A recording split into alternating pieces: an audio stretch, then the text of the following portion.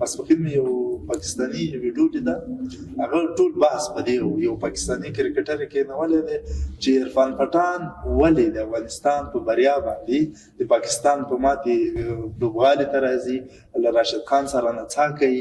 نو ټول بحث په دې نو ورته چې دا دواړه پټان دي، دا داسې دلایل ویلي، بیا وی چې نه دا زموږ دواړه دښمنان دي. نو پاکستانیان چې رښتیا خبرې ډېرې جالبې تبصرې کوي، کله چې ماتې وخوري بیا د احمد صاحب ورونه شي، مسلمان شي. دا خو هر څه دوی منځته راوړي. خبره دا د واقعیت دا ده چې هر لوبډله ده چې هغه ځان ته مینوال لري.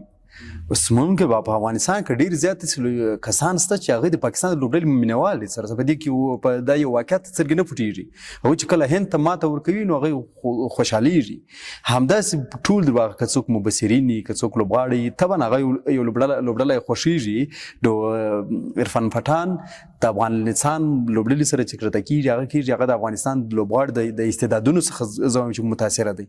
هغه د راشد خان د بالینګ څخه متاثره دی. هغه د افغانستان د تیر شپې د ټاپ اورډر د بیټینګ څخه متاثره دی چې دې ته وهڅوي، دې ته اړ کړه چې باید دغه لمانځنه وکړي. وبخښه دري صاحب، د دې هر څه نه خوا عرفان پټان افغان دی، پښتون دی، خاوره پښتنه ده، خاوره افغاني ده، ټبر دا یو بل واقعیت دی.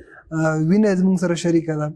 دا خیر چې په هندي خبرې کوي، په هند کې اوسېږي، که هر څومره هم د لرېوالي خبره وشي زموږ او د هغوی ترمنځ، خو هغه بیا هم حقیقت نه پټېږي. د وینې رشته ده، هغه ضرور خوشحالېږي، ضرور به له راشد خان سره دوی نڅا کوي ګډه.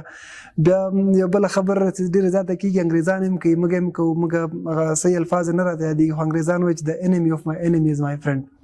زما د دښمن زما دوست دی، که څه داسې ویل کېږي. نو دا خبره کېږي چې د هند دښمن ماتېږي او د هند د دوست په مټ باندې ماتېږي. نو دا رښتیا هم جالبه ده او رښتیا هم دا د نڅا وړ ده. عرفان پټان د سکرین په وړاندې په لوبغالي کې نڅا کړې ده. زه په دې باندې باوري یم چې په میلیونونو هندوانو به بیهایند د سکرین پردې شاته نڅا کړي، ډانس به کړي، د افغان لوبډلې دغه بریا به لمانځلي. نو د عرفان پټان په ملګرتیا کې، د عرفان پټان په خوشحالۍ کې هیڅ شک نشته او هیڅ بل اړخ نه لري. هغه افغان دی او دا د وینې رشته ده. دا به تر ډېره پورې افغان لوبډله که راتلونکي هم لوبې ګټي، بیا هم به خوشحالېږي، بیا هم دی نڅاوې پې کوي او بیا هم نور خلکو ته ضرور ښکاره کوي. دا بیا بل اړخ دی چې پاکستاني رسنۍ ما چې کتلې دي، هغه زیاتره په دې لوبه باندې نه دي خفه، لکه څومره چې د عرفان پټان په نڅا باندې